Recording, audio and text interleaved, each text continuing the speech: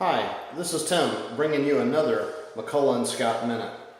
I'm here at Brandon's Spanish Seventh-day Adventist Church in the bathroom. As you can see, Gideon's in Greco Plumbing has set plumbing fixtures.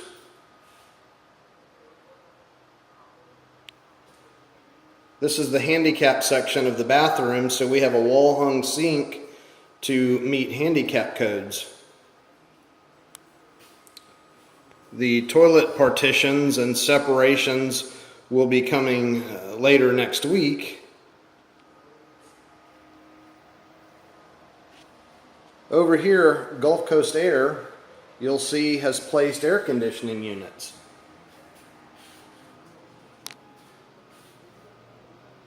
These are all Train air conditioning units. This one's a 10-ton unit, quite large.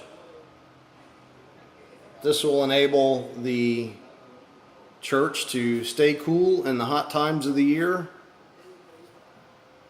and keep everybody comfortable. Thank you for watching this update from Brandon's Spanish Seventh-day Adventist Church.